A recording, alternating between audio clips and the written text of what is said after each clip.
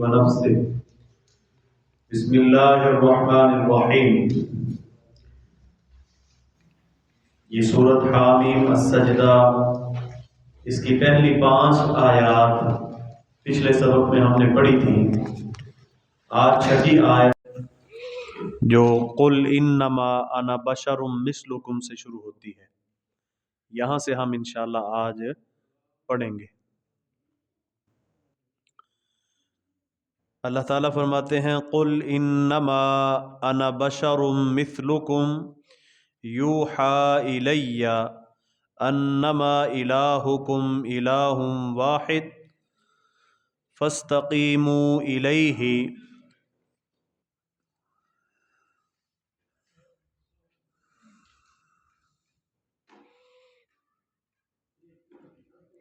یہ جس صورت پر ہے نا، جس صفحے پر صورت شروع ہو رہی ہے، اس صفحے کی آخری لائن ہے، اور اس کے ساتھ جو نیا صفحہ آپ کو آج دیا گیا ہے اس پر یہ اس کی باقی آیت ہے۔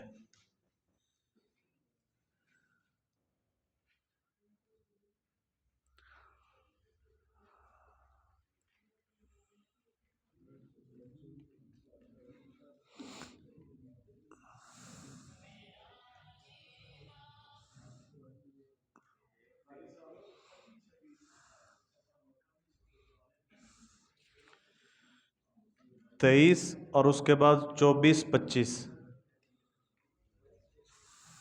صفحہ نمبر 23 اس کی آخری لائن ہے، اور اس کے بعد 24 اور 25 نمبر صفحہ۔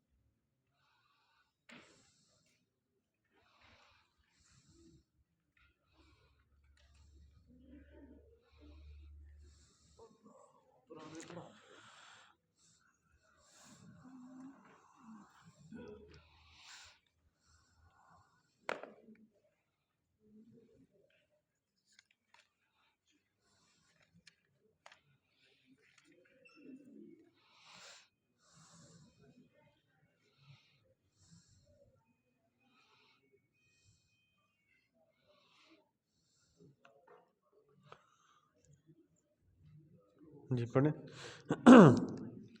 اللہ تعالیٰ فرماتے ہیں قل انما انا بشر مثلکم یوحی الی انما الہکم الہ واحد فاستقیموا الیہ واستغفروہ وویل للمشرکین الذین لا یؤتون الزکاة وَهُمْ بِالْآخِرَةِ هُمْ كَافِرُونَ إِنَّ الَّذِينَ آمَنُوا وَعَمِلُوا الصَّالِحَاتِ لَهُمْ أَجْرٌ غَيْرُ مَمْنُونٍ قُلْ أَإِنَّكُمْ لَتَكْفُرُونَ بِالَّذِي خَلَقَ الْأَرْضَ فِي يَوْمَيْنِ وَتَجْعَلُونَ لَهُ أَنْدَادًا ذَلِكَ رَبُّ الْعَالَمِينَ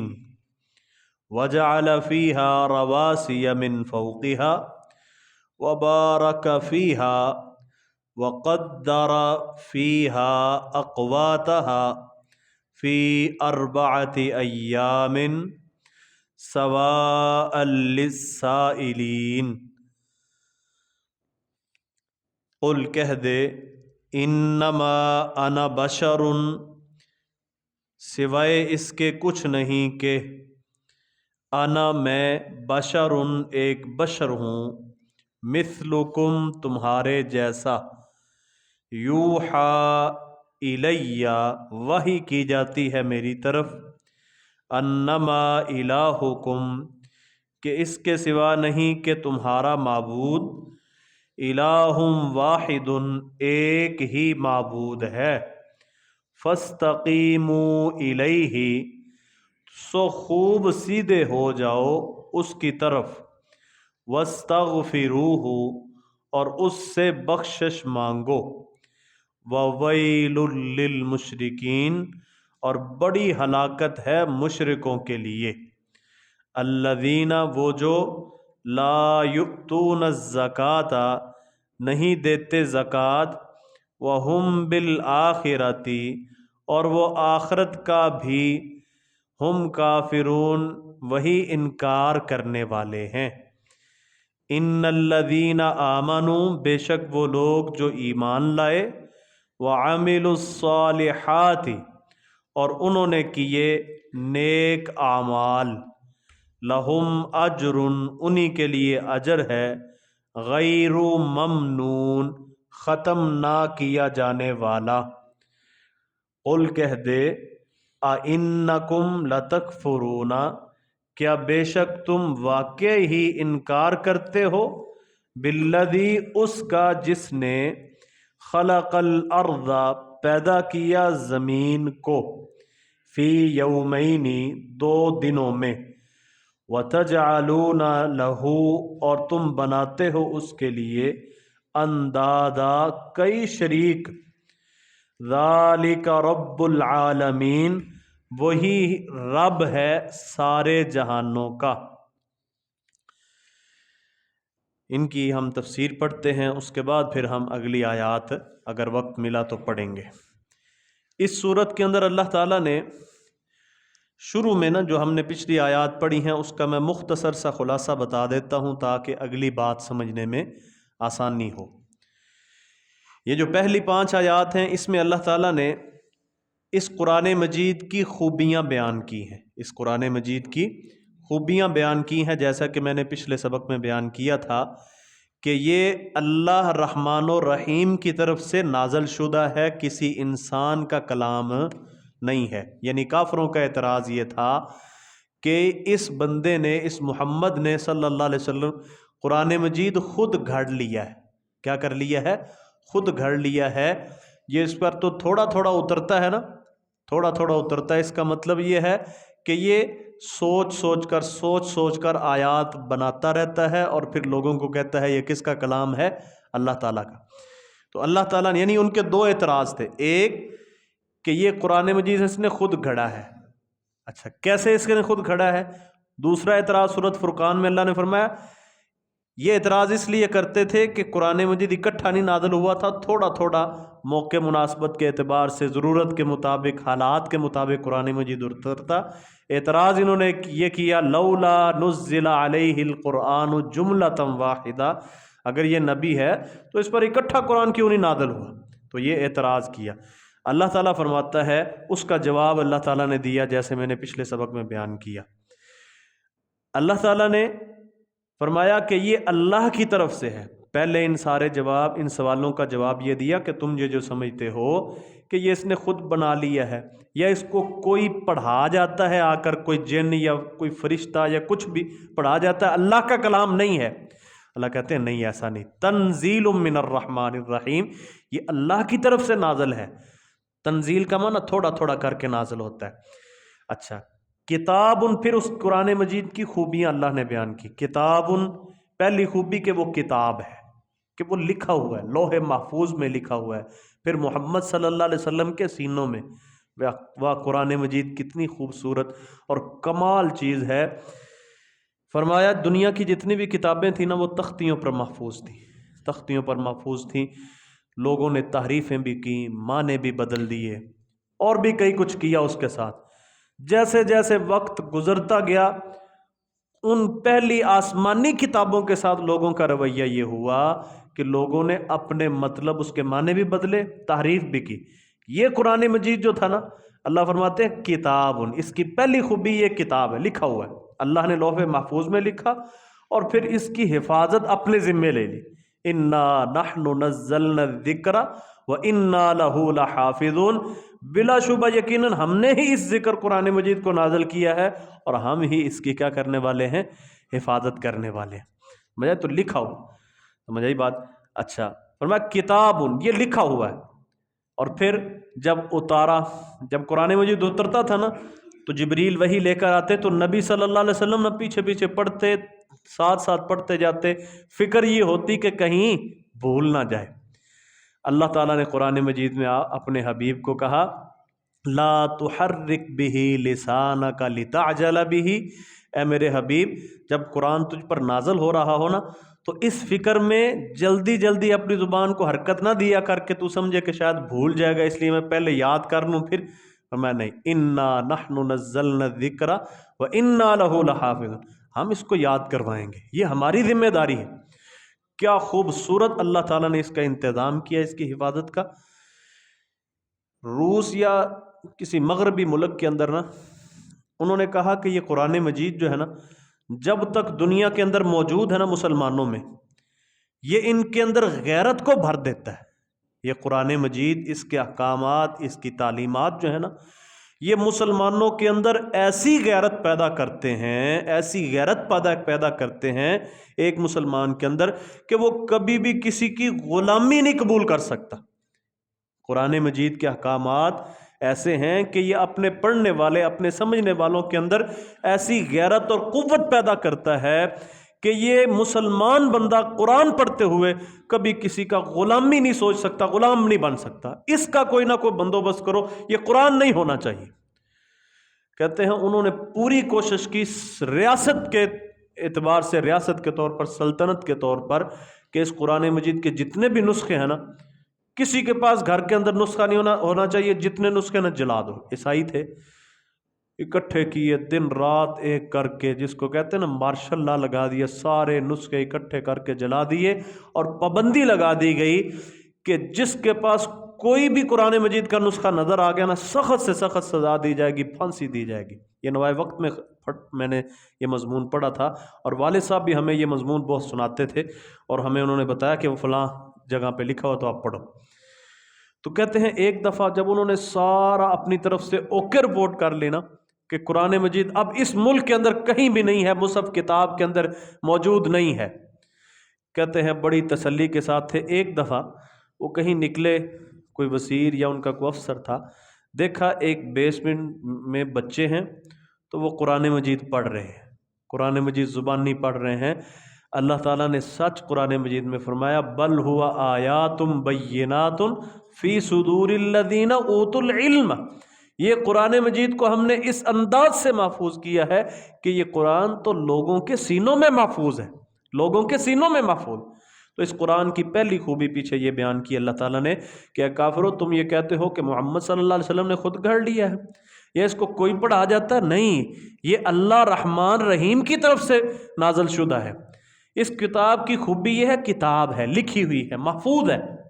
فصلت آیاتہ، اس کی آیات کھول کھول کر بیان کی گئی ہیں اور محکم ہے اس کے احکام۔ یہ نہیں کہ آج کچھ ہے تو کل کچھ نہیں، ناسخ و منسوخ مجموعی طور پر اس کی آیات منسوخ نہیں ہے، محکم آیات ہیں، ہر حکم پوری حکمت کے ساتھ۔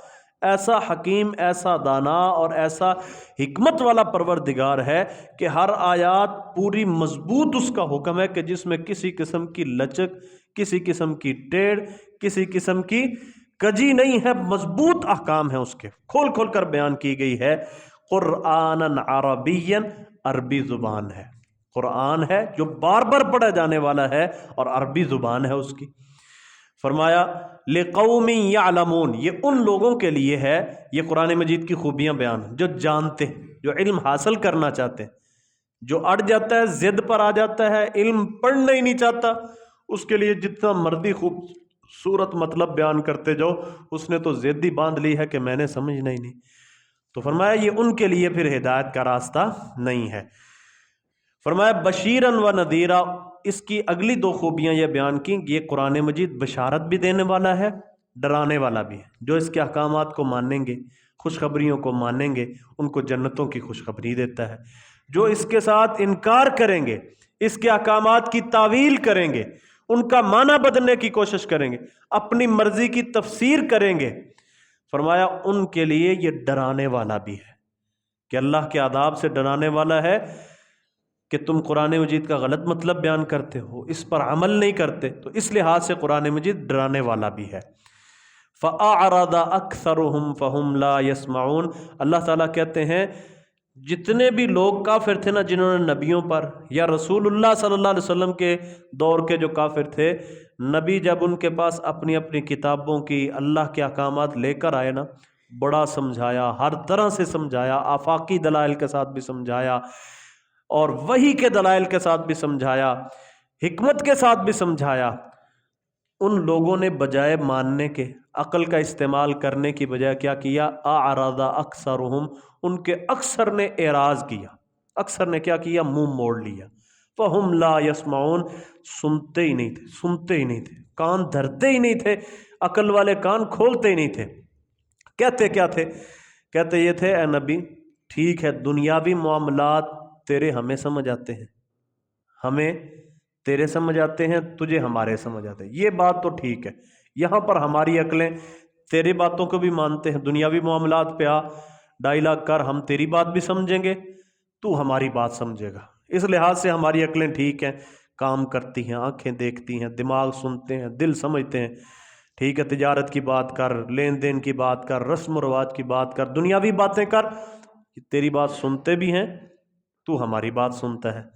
لیکن جب تو دین کی بات کرتا ہے نا، ایک اللہ کی بات کرتا ہے، ہمارے باپ دادا کی جو تعلیمات جس پر ہم لگے ہوئے ہیں، تو کہتا ہے ان سب کو چھوڑ دیں، ان سارے معبودوں کو، اور یہ کتاب مانو اور ایک اللہ کی بات مانو، ایک اللہ کو معبود مانو، اس نے سب کچھ پیدا کیا۔ جب تو یہ بات کی طرف آتا ہے نا، اس بات کی طرف، کہتے ہیں قالوا قلوبنا فی اکنۃ، ہمارے دل تو پھر پردوں میں ہیں۔ یہاں پر ہمارے تیرے درمیان ایک پردہ آ جاتا ہے۔ کیا آ جاتا ہے؟ پردہ آ جاتا ہے۔ فرمایا وفی آذاننا وقر، ہمارے کانوں میں تیری یہ بات جو ہے نا کہ ایک اللہ کو مانو، یہ بڑی بوجھ جلاتی ہے، سمجھ نہیں آتی، کانوں سے آگے داخل ہی نہیں ہوتی، ٹھیک ہے۔ وَمِن بَيْنِنَا وَبَيْنِكَ حِجَابٌ، اس معاملے کو لے کر تیرے اور ہمارے درمیان ایک پردہ ہے۔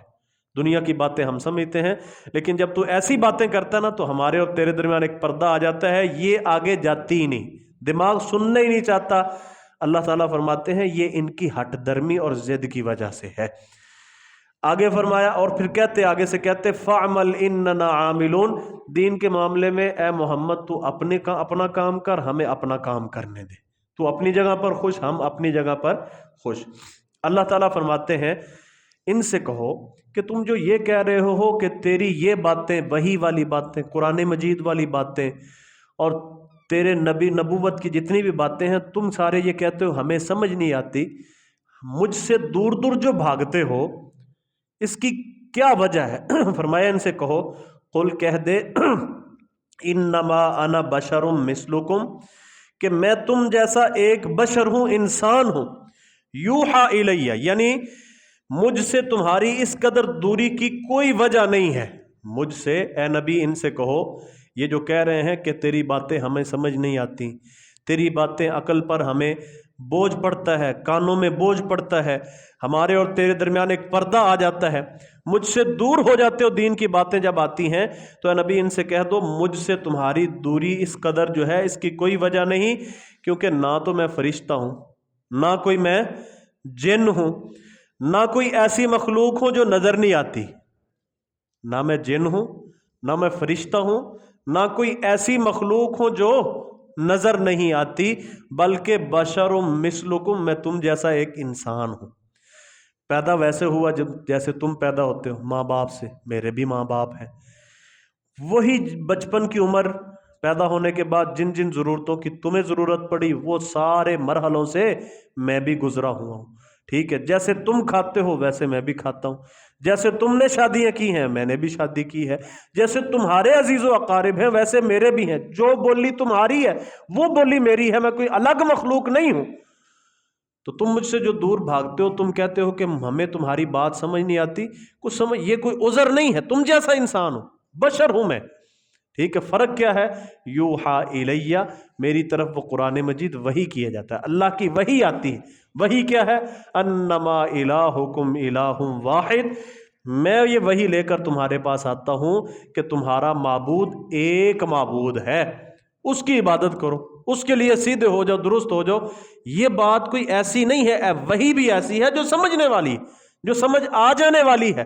تھوڑا سا عقل سے کام لوگے تو جو میں پیغام لے کر آیا ہوں اپنا میرا نہیں ہے کہ میں اپنی بات منوانا چاہتا ہوں، اس اللہ کی بات منوانا چاہتا ہوں جس نے تمہیں پیدا کیا ہے، اس کی وحی لے کر آیا ہوں، اور وہ پیغام بھی ایسا ہے جو آسانی سے عقل میں سمجھ آ جاتا ہے۔ ایسا کوئی پیغام نہیں ہے، ایسی کوئی بات نہیں ہے جو عقل میں نہ آ سکے۔ یہاں پر ایک بات بڑی لطیف ہے جو سمجھنے والی ہے، بڑی دلچسپ ہے۔ دیکھو یہ مشرکین مکہ ہے نا، انہوں نے نا نبی صلی اللہ علیہ وسلم پر اور اللہ تعالیٰ پر ایک اعتراض کیا، اللہ تعالیٰ پر اور نبی صلی اللہ علیہ وسلم پر ایک اعتراض کیا۔ اعتراض کیا ہے؟ سورت بنی اسرائیل جو ہے نا، بنی اسرائیل 15واں پارہ ہے، سورت اسراء جس کو کہتے ہیں، اس میں کافروں نے، مشرکین مکہ نے، اللہ تعالیٰ کہتے ہیں یہ جو ایمان نہیں لائے نا، اب آپ اس اعتراض کو ذرا سننا۔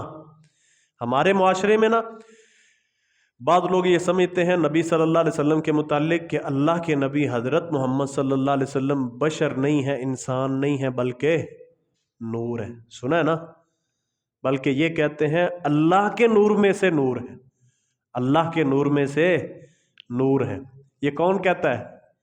مسلمان۔ کافر یہ نہیں کہتے۔ کون کہتے ہیں؟ مسلمان۔ کافر یہ نہیں کہتے۔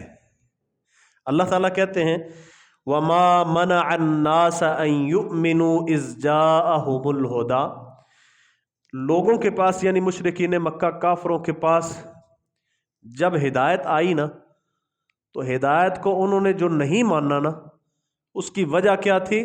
إِلَّا أَن قَالُوا أَبَعَثَ اللَّهُ بَشَرًا رَسُولًا، مشرکین مکہ نے دین اسلام کو جو قبول نہیں کیا، قرآن مجید کو جو نہیں ماننا، محمد الرسول اللہ صلی اللہ علیہ وسلم کی نبوت کا جو انکار کیا تھا نا، اس کی ایک وجہ یہ اللہ تعالیٰ بیان کرتا ہے۔ وجہ یہ ہے، کہنے لگے یہ محمد جو ہے نا صلی اللہ علیہ وسلم، یہ بشر ہے، یہ ہم جیسا ہے، ہمارے سامنے محمد کا بیٹا ہے، آمنہ کا بیٹا ہے، ماں باپ سے پیدا ہوا ہے، جس طرح ہم پیدا ہوتے ہیں ہماری طرح کھاتا ہے، ہماری طرح اس نے شادیاں کی ہوئی ہیں، یاکل الطعام ویمشی فی الاسواق، قرآن مجید میں کہتے ہیں اللہ تعالیٰ، فرماتے ہیں یہ انسان کو اللہ نے نبی بنا دیا، ٹھیک ہے، یہ تو ہم جیسا پیدا ہوا ہے، بازاروں میں جیسے ہمیں ضرورتیں یہ بھی چلتا پھرتا ہے، ٹھیک ہے، اور یاکل الطعام کھانا کھاتا ہے، اس کی بیویاں ہیں۔ یعنی مشرکین مکہ نبی صلی اللہ علیہ وسلم کا کیا مانتے تھے؟ کہ یہ بندہ ہے، انسان ہے، بشر ہے۔ ہمارے لوگ کیا کہتے ہیں مسلمان ہو کر؟ کہ یہ کیا ہے؟ صرف نور ہی نہیں، ہاں نور، نبی صلی اللہ علیہ وسلم نور تھے۔ کس لحاظ سے؟ نور کے دو معنی ہیں، ایک نور ہے نور ہدایت، ہدایت کا نور، اس لحاظ سے رسول اللہ صلی اللہ علیہ وسلم نور ہدایت ہیں، ہدایت کی روشنی لے کر آئے تھے۔ ایک ہے نور من نور اللہ، اللہ کا ذاتی نور، جس سے اللہ تعالیٰ کا جو نور ہے، اس نور سے کہ اللہ تعالیٰ کا جز ہے، اللہ تعالیٰ کا حصہ ہے، اللہ تعالیٰ کا کیا ہے؟ جز ہے، اللہ تعالیٰ کا حصہ ہے۔ اس لحاظ سے پھر اگر یہ ماننے نا، تو پھر یہ لازم آتا ہے کہ رسول اللہ صلی اللہ علیہ وسلم اللہ ہی ہیں، یا اللہ کی اولاد ہے، اللہ کی اولاد ہے۔ کہا جائے کہ اس طرح تو بھئی شرک لازم آتا ہے جب تم رسول اللہ صلی اللہ علیہ وسلم کو نور من نور اللہ کہو گے، اللہ کے نور میں سے ایک نور کہو گے، تو پھر تو شرک لازم آئے گا، کیونکہ دو جز ہو گئے نا، اگر اللہ کے نور میں سے نور نکلا تو جو دو جز ہو گئے، ٹھیک ہے۔ تو نبی صلی اللہ علیہ وسلم کو مشرکین مکہ اور دنیا کے کافر کیا سمجھتے تھے؟ کہ یہ انسان ہے، یہ کیا ہے؟ انسان ہے۔ اللہ تعالیٰ بھی یہ کہتا ہے کہ ہاں یہ نبی انسان ہے، بلکہ کہا ہے نبی تو خود ان سے کہہ دے انا بشر مثلکم، میں تم جیسا انسان ہوں۔ تم یہ جو کہہ رہے ہو کہ تیری باتیں ہمیں سمجھ نہیں آتی، اللہ تعالیٰ نے انسانوں کی ہدایت کے لیے کوئی جن یا فرشتہ، کوئی اور مخلوق اس لیے نہیں لگائی کہ اگر کوئی اور بندہ آ جاتا، اگر کوئی فرشتہ ہوتا، اگر کوئی جن ہوتا، کوئی دوسری مخلوق انسانوں سے ہٹ کر ہوتی، تو وہ تمہاری ہدایت اور تمہاری تعلیم و تربیت کا وہ انداز اور وہ ضرورت جو تھی نا، جو ایک انسان کے ذریعے اللہ تعالیٰ تمہارا بندوبست کر سکتا تھا، کسی دوسری مخلوق کے ذریعے وہ نہیں کر سکتا تھا۔ انسان کو اس لیے تمہارے اندر نبی بنا کر بھیجا کہ اس کو تمہارا احساس ہو کہ انسانی ضرورتیں کیا کیا ہیں، یہ کس طرح تعلیم حاصل کریں گے، یہ کس طرح انسانیت پر رہیں گے۔ ایک انسان ہی تمہاری تربیت کے لیے بہترین تھا، اس لیے اللہ تعالیٰ نے نبی بھی انسان ہی بھیجا۔ تو یہ دنیا میں بڑا عجیب و غریب مسلمانوں نے یہ عقیدہ اپنا لیا کہ رسول اللہ صلی اللہ علیہ وسلم اللہ کے نور میں سے ایک نور ہے، ٹھیک ہے، اللہ کے نور میں سے ایک نور ہے۔ یہ غلط عقیدہ اور مشرکانہ عقیدہ ہے۔ دیکھو اللہ تعالیٰ نے بنی اسرائیل کے حالات ذکر کیے کہ جن کی طرف اللہ تعالیٰ نے عیسیٰ علیہ السلام کو نبوت دے کر بھیجا نا، تو عیسائیوں نے عیسیٰ علیہ السلام کے متعلق یہ عقیدہ بنایا، وقال المسیح وقالت الیہود والنصارى، یہودیوں اور عیسائیوں نے کہا کہ عیسیٰ علیہ السلام اللہ ہے۔ انما المسیح عیسیٰ ابن مریم رسول اللہ، مسیح عیسیٰ بن مریم اللہ کے رسول ہیں۔ لیکن عیسائیوں نے کیا کہا کہ عیسیٰ بن مریم جو ہے نا یہ اللہ کا بیٹا ہے۔ لقد کفر الذین قالوا، اللہ تعالیٰ سورۃ مائدہ کے اندر فرماتے ہیں بلا شبہ یقیناً ان لوگوں نے کفر کیا جنہوں نے کہا انما المسیح، کہ مسیح عیسیٰ بن مریم جو ہے نا وہ اللہ کا بیٹا ہے۔ بعض عیسائیوں نے کہا اللہ کا بیٹا بھی ہے، ساتھ ساتھ اللہ ہی ہے۔ کئیوں نے کیا کہہ دیا؟ اللہ ہی ہے۔ ایک جگہ پر اللہ تعالیٰ نے عیسائیوں کا یہ عقیدہ بھی بتایا کہ یہ عیسائی عیسیٰ علیہ السلام کے متعلق یہ کہتے ہیں ان اللہ ثالث ثلاثہ، اللہ تعالیٰ تین میں سے ایک ہے، ٹھیک ہے۔ وہ کہتے ہیں اللہ ایک ہے، اصل ہے عیسیٰ روح القدس مریم عیسیٰ روح القدس، یہ تین نہیں، ایک جمع ایک برابر ایک، یعنی یہ دنیا کے عیسائی کہتے ہیں۔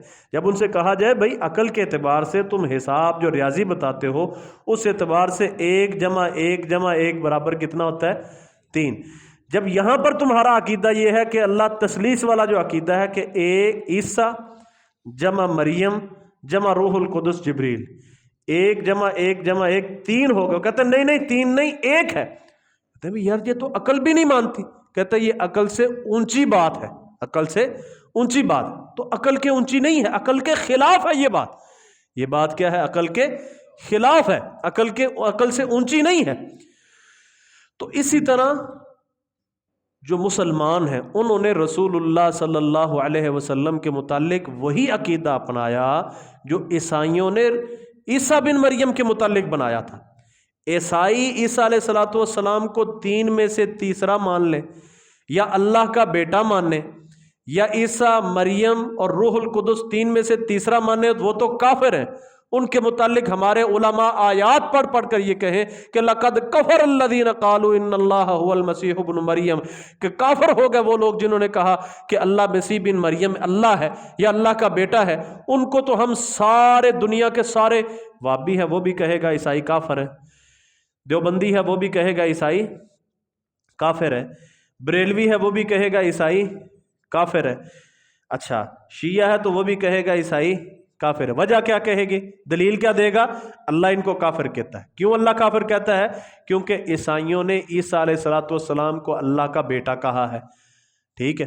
بیٹا جو ہوتا ہے بندے کا اپنا خون ہوتا ہے نا، جس جنس سے بندہ پیدا ہوا، میں مٹی سے پیدا ہوں، میرا بیٹا بھی مجھ سے جو پیدا ہوا وہ میری ہی جنس سے ہے نا، اسی جنس سے ہے، میرا حصہ ہے ایک، سمجھ آئی بات؟ تو عیسیٰ علیہ السلام کو اللہ کہنے پر یا اللہ کا بیٹا کہنے پر یا تثلیث 3 میں سے تیسرا کہنے پر عیسائی کافر ہو گئے، اور مسلمان کلمہ پڑھ لینے کے بعد رسول اللہ صلی اللہ علیہ وسلم کو اللہ کا نور کہہ دے، کہے کہ یہ اسی نور سے پیدا ہوا ہے جس سے اللہ تعالیٰ ہے، اللہ تعالیٰ کا وجود ہے، اسی نور میں سے ہے۔ یا پھر آپ نے یہ نعت عام سنی ہوئی ہے ہمارے مسجدوں کے اندر، وہی جو مستوی تھا عرش پر خدا ہو کر اتر پڑا مدینے میں مصطفیٰ ہو کر، کہ جو عرش پر خدا تھا مدینے میں کیا ہے؟ مصطفیٰ ہے۔ اوپر ہوتا ہے تو خدا ہوتا ہے، مدینے میں ہوتا ہے تو مصطفیٰ ہوتا ہے۔ گویا 2 نہیں، یہ ایک ہی ہے۔ یہ ہمارے مسلمانوں کا عقیدہ ہے۔ آپ مسجدوں میں چلیں جائیں آپ کو یہ عقیدہ نظر آئے گا، کہیں گے کہ نبی صلی اللہ علیہ وسلم نور ہیں، اللہ کے نور میں سے نور ہے۔ اس سے پھر آگے بڑھتے ہیں، کہتے ہیں نور کے ساتھ ساتھ اللہ بھی وہی ہے، محمد بھی وہی ہے۔ اوپر آسمانوں پر ہوتا ہے تو وہ کیا ہوتا ہے؟ وہی جو مستوی تھا عرش پر خدا ہو کر اتر پڑا مدینے میں مصطفیٰ ہو کر، یعنی خدا اور مصطفیٰ ایک ہی ہے، یعنی کوئی فرق ہی نہیں رہ گیا۔ کون خالق اور کون مخلوق ہے، کون بھیجنے والا ہے اور کون نبی ہے، کوئی فرق نہیں۔ ہمارے یہ مسلمانوں کا عقیدہ ہے، گویا یہ عقیدہ عیسائیوں سے بھی گندا عقیدہ ہے، عیسائیوں سے بھی گندا عقیدہ۔ عیسائی اگر عیسیٰ علیہ الصلوۃ والسلام کے متعلق یہ عقیدہ رکھیں تو یہ سارے لوگ ان کو کافر کہتے ہیں، قرآن کی آیتیں پڑھ پڑھ کے ان کو دین اسلام اور کافر کہہ رہے ہوتے ہیں۔ خود اتنے گندے عقیدے، مشرکانہ عقیدے ہیں، خود ان کو کوئی کافر نہیں کہتا، خود یہ پکے کھڑے مجھے مسلمان ہیں۔ سمجھ آئی بات؟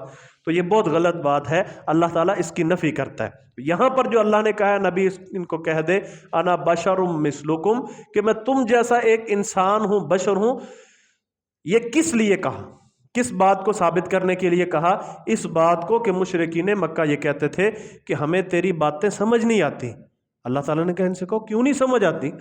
میں کوئی اور مخلوق نہیں ہوں، جن یا فرشتہ یا کوئی اور مخلوق نہیں جس کی باتوں میں سمجھ، انسان ہوں تم جیسا، سمجھا سکتا ہوں جیسے انسان کی بات سمجھتا ہے، اس کی ضرورتیں سمجھتا ہے۔ ٹھیک ہے، ایک تو اس لحاظ سے یہ تمہاری بات بنتی نہیں کہ ہمیں تیری باتیں سمجھ نہیں آتی، آنی چاہیے۔ یہ عقل نہیں مانتی کہ میری باتیں تمہیں سمجھ نہیں، میں تم جیسا انسان۔ دوسرا، یوحا الیہ، جو بات میں تم سے منوانا چاہتا ہوں وہ میری اپنی بات نہیں ہے۔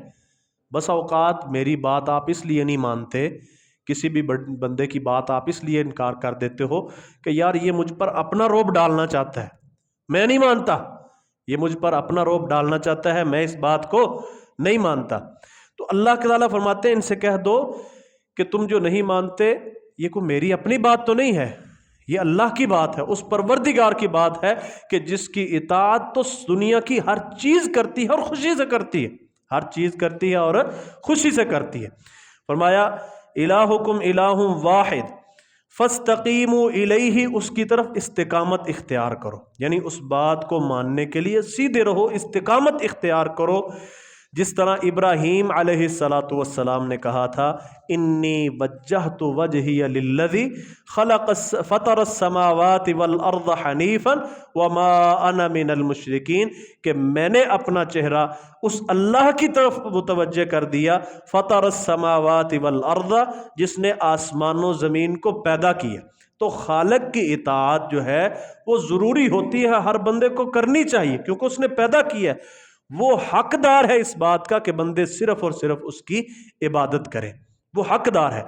تو لہذا اللہ تعالیٰ کی بات جو پیدا کرنے والا ہے اس کا حکم آ جائے تو پھر اس کو ماننے پر بندے کو بالکل سیدھا اور صراط مستقیم ہی یہ ہے کہ اللہ تعالیٰ کی ہر بات کو مانا جائے۔ فرمایا وَاسْتَغْفِرُوهُ، اور اس سے بخشش مانگو۔ کیا مطلب؟ اس سے پہلے جو غلطی ہو چکی، اس سے پہلے جو شرک ہو چکا، اس سے پہلے جو تم نے انکار کیا رسول اللہ صلی اللہ علیہ وسلم کا، اب اگر سمجھ آ گئی ہے تو اب بخشش مانگو، پیچھے اللہ تعالیٰ سارا کچھ معاف کر دیتا ہے۔ تو گویا اس آیت کے اندر اللہ تعالیٰ اس جملے میں یہ بیان کرنا چاہتا ہے وَاسْتَغْفِرُوهُ، کہ اللہ تعالیٰ سے بخشش مانگو۔ جو پیچھے تمہارے گناہ ہو چکے، جو شرک ہو چکے، جو غلط نظریات تھے، وہ کب معاف ہوں گے؟ جب بندہ کیا کرے گا؟ بخشش مانگے گا، استغفار کرے گا۔ نبی صلی اللہ علیہ وسلم کے پاس عمر بن عاص، بخاری میں حدیث ہے، عمر بن عاص رضی اللہ تعالیٰ عنہ آئے، آ کے کہتے ہیں اللہ کے رسول ہاتھ بڑھائیے، میں آپ کی بیعت کرنا چاہتا ہوں۔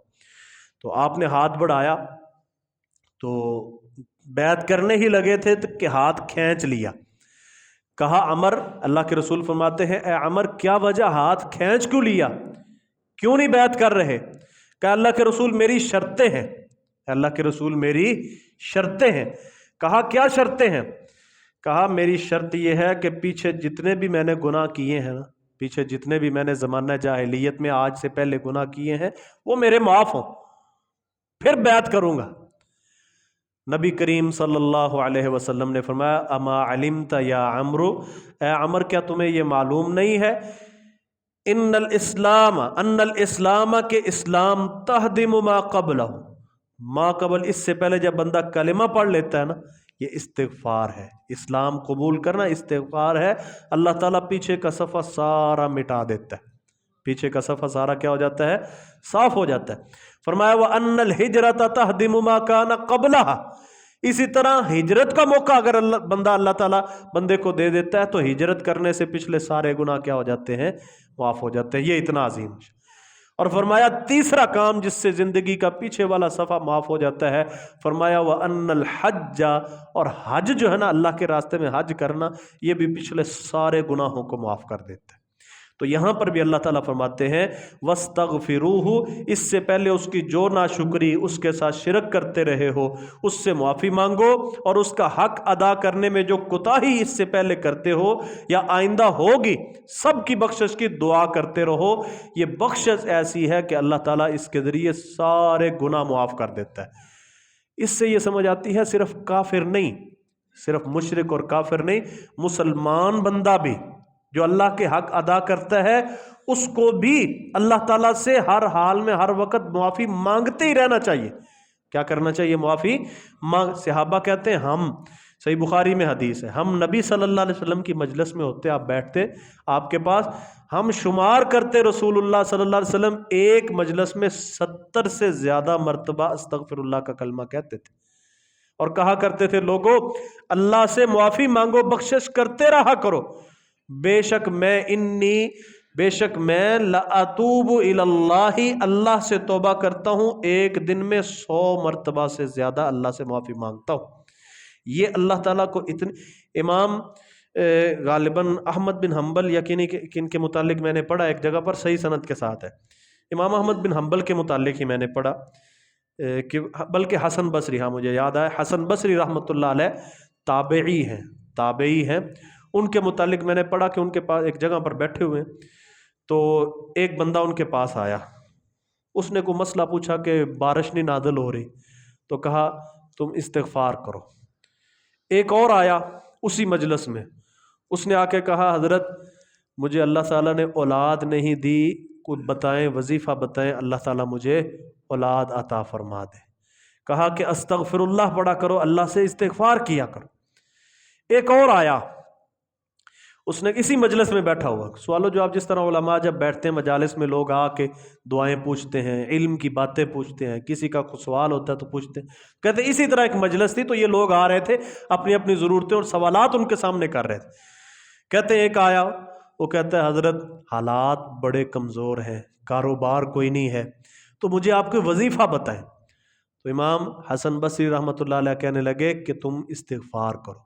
کہتے جب سارے چلے گئے نا، تو یہ ان کا شاگرد جو بیان کرنے والا، وہ کہتا ہے حضرت آپ کے پاس 3 طرح کے بندے آئے ہیں، سوال تینوں کے مختلف ہے۔ ایک کے پاس اولاد نہیں ہے، اس نے وظیفہ پوچھا، آپ نے کہا استغفار کرو۔ ایک کہتا ہے بارش نہیں ہو رہی، اس نے آپ سے وظیفہ پوچھا، آپ نے کہا استغفار کرو۔ تیسرا کہتا ہے مجھے اچھا رزق مل جائے، دولت مل جائے، اس کے لیے کوئی وظیفہ بتاؤ، آپ نے اس کو بھی استغفار کا کہا ہے۔ وجہ کہ ایک ہی سوال مختلف ہے، جواب ایک۔ کہنے لگا استغفار اتنی عظیم الشان ہے، کیا تم نے قرآن مجید کی یہ آیت سورۃ ہود کی نہیں پڑھی کہ فَقُلْتُ اسْتَغْفِرُوا رَبَّكُمْ إِنَّهُ كَانَ غَفَّارًا؟ اللہ تعالیٰ کہتے ہیں کہ میں نے، یعنی نوح علیہ السلام کے متعلق، کہ نوح علیہ السلام نے اپنی قوم سے کہا اپنے رب سے استغفار کیا کرو، معافی مانگا کرو، بخشش مانگا کرو، إِنَّهُ كَانَ غَفَّارًا، بے شک وہ ہمیشہ سے بہت زیادہ معاف کرنے والا ہے۔ جب تم بخشش مانگو گے نا، فائدہ کیا ہوگا؟ یرسل السماء علیکم مدرارا، اللہ تعالیٰ اس استغفار کی وجہ سے تم پر موسلادھار بارشیں نازل کرے گا، بارش آئے گی، رزق بڑھے گا، ٹھیک ہے، ہریالی ہوگی ہر طرف، زمین اچھی پیداوار دے گی۔ وَيُمْدِدُكُمْ بِأَمْوَالٍ وَبَنِينَ، تمہیں مال بھی دے گا اللہ تعالیٰ، بیٹے بھی دے گا، یعنی بیٹوں اور مال کی صورت میں تمہاری مدد کرے گا۔ وَيَجْعَلْ لَكُمْ جَنَّاتٍ وَيَجْعَلْ لَكُمْ أَنْهَارًا، تمہیں باغ بھی دے گا، جنتیں بھی دے گا، نہریں بھی تمہیں دے دے گا۔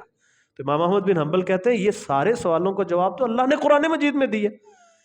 تو یہ استغفار اتنی بڑی عظیم الشان، اللہ تعالیٰ سبحان اللہ، مومن بندہ نہ گناہ جتنا مرضی کرتا رہے نا، دلیر نہ ہو، اللہ کہتا ہے مجھے پرواہ ہی نہیں، مجھے پرواہ ہی نہیں۔ صحیح بخاری میں حدیث ہے، رسول اللہ صلی اللہ علیہ وسلم نے فرمایا بندہ گناہ کرتا ہے اور نہ کہتا ہے یا اللہ گناہ ہو گیا معاف کر دے. اللہ تعالیٰ فرشتوں سے کہتا ہے علم عبدی، کیا میرے بندے کو معلوم ہو گیا، یعنی یہ معافی مانگنے آیا ہے، کیا اس میرے بندے کو پتہ ہے ان لہ ربا، کہ اس کا ایک رب ہے، یغفر الذنوب، جو گناہ کو معاف کرتا ہے اور اس کو پکڑ بھی سکتا ہے. کہتے ہیں ہاں اللہ اس کو پتہ ہے تو تبھی تو تیرے دربار پہ آیا ہے معافی مانگنے. کہا اس کو کہہ دو میں نے اس کو معاف کیا. اللہ کے رسول فرماتے ہیں پھر اس سے گناہ سرزد ہو جاتا ہے، پھر اس سے گناہ سرزد ہو جاتا ہے، انسان ہے نا. پھر وہ آ جاتا ہے اور کہتا ہے اے اللہ معاف کر دے، استغفر اللہ پڑھتا ہے، معافی کے کلمات کہتا ہے. اللہ تعالیٰ فرشتوں سے کہتا ہے اذنب عبدی، میرے بندے نے گناہ کیا، وعلم، اور اس کو پتہ چل گیا ہے، جانتا ہے، یہ اس کا یقین ہے کہ اس کا ایک رب ہے، گناہ پر پکڑ بھی لیتا ہے، معاف بھی کر دیتا ہے جو میں نے اس کو معاف کیا. کہتا ہے بندہ بار بار گناہ کرتا ہے، بار بار گناہ کرتا ہے اور اللہ کے پاس آ جاتا ہے. اللہ تعالیٰ بالآخر کہتا ہے اے میرے بندے، جب میں نے تجھے معاف کیا جو مرضی کرتا رہے، جو مرضی کر، میں نے تجھے معاف کر دیا، بس یہ دین میں رکھنا کبھی باغی نہ ہونا. اسی طرح جب جب گناہ ہوگا میرے پاس آ جانا، معافی مانگ لینا. زمین و آسمان کا خلا گناہوں سے بھر کے آ جا، سچے دل سے توبہ کر لینا، باغی نہ بننا، سارا کچھ معاف کر دوں گا. ولا ابالی، مجھے پرواہ ہی نہیں، کوئی مجھے پوچھنے والا ہی نہیں کہ تو نے کیوں معاف کیا. اللہ تعالیٰ کہتا ہے دیکھو کافروں کو جو نبوت کا انکار کر رہے ہیں، جو نبی صلی اللہ علیہ وسلم پر طرح طرح کے طعنے اور اعتراضات کر رہے ہیں، ان کو اللہ تعالیٰ یہ ترغیب بھی دیتا ہے وَاسْتَغْفِرُوهُ، سیدھے ہو جاؤ، استقیموا، سیدھے ہو جاؤ، وَاسْتَغْفِرُوهُ، بخشش مانگ لو. ٹھیک ہے، مسلمان کو تو اللہ تعالیٰ بلولا اس سے زیادہ اس کی معافی قبول ہوگی نا، اس سے زیادہ. نبی صلی اللہ علیہ وسلم نے فرمایا کل بنی آدم خطاء، آدم کی ساری اولاد بہت خطا کار ہے، سب سے بہترین خطا کاروں میں سے وہ ہوتا ہے جو توبہ کرنے والا ہے. کیا ہے؟ توبہ کرنے والا ہے. تو یہ اللہ تعالیٰ نے فرمایا وَوَيْلٌ لِّلْمُشْرِكِينَ، فرمایا بڑی ہلاکت ہے ان مشرکین کے لیے. جو بندہ ان ساری باتوں کو سمجھنے کے بعد، اتنے واضح دلائل جو رسول اللہ صلی اللہ علیہ وسلم نے لوگوں کو سکھائے ہیں، اللہ تعالیٰ نے قرآن مجید میں بتائے ہیں اپنے معبود ایک معبود ہونے کے، ان کو پھر بھی وہ سمجھتا نہیں ہے، عقل کے دروازے بند کر لیتا ہے، کان اور آنکھیں بند کر لیتا ہے دین کی بات میں. اللہ تعالیٰ فرماتے ہیں کہ پھر اللہ تعالیٰ اس کے کانوں کو بند کر دیتا ہے، دلوں پر مہر لگا دیتا ہے. فرمایا ختم اللہ علی قلوبہم وعلی سمعہم وعلی ابصارہم غشاوۃ ولہم عذاب عظیم. فرمایا یہی بات ہے وویل للمشرکین، جو اس کے بعد بھی شرک پر اڑا رہتا ہے نا، ان سارے دلائل کو دیکھ کر پھر بھی شرک پر اڑا رہتا ہے، فرمایا ان کے لیے بڑی ہلاکت ہے. بڑی ہلاکت سے مراد جہنم ہے. ویل جہنم کی وادی بھی ہے، ویل وہ ہلاکت بھی ہے جو اس کو موت کے وقت عذاب اور سختیاں ملیں گی، اس کے بعد پھر ہلاکتیں ہی ہلاکتیں ہیں. تو یہ بڑی ہلاکت جو ہے نا وہ جہنم کی صورت میں جس کا سامنا اس کو کرنا پڑے گا. اور یہ مشرکین پھر صرف یہی نہیں کہ یہ صرف اللہ کے ساتھ شرک کرنے کا یہ ارتکاب کرتے ہیں، جہاں پر یہ شرک کر رہے ہوتے ہیں، اللہ کی عبادت کو چھوڑ کر غیر اللہ کی عبادت کرتے ہیں اور ان کو اپنا مختار مانتے ہیں، وہیں پر یہ اسلام کے دوسرے احکامات کو بھی پس پش ڈال رہے ہوتے ہیں. جیسے ان کو شرک سے روکنے کے اللہ تعالیٰ نے احکامات دیے ہیں، ویسے ہی ان کو نماز پڑھنے کا حکم بھی ہے، ویسے ان کو زکوٰۃ دینے کا بھی حکم ہے، جیسا کہ اللہ تعالیٰ اگلی آیات میں بیان کر رہا ہے. ہم انشاءاللہ پھر اگلی آیات اگلے سبق میں پڑھیں گے. کھانا انشاءاللہ اس کا اہتمام ہے، بھائی کھانا کھا کر جائیں. اللہ تعالیٰ آپ کو جزائے خیر عطا فرمائے.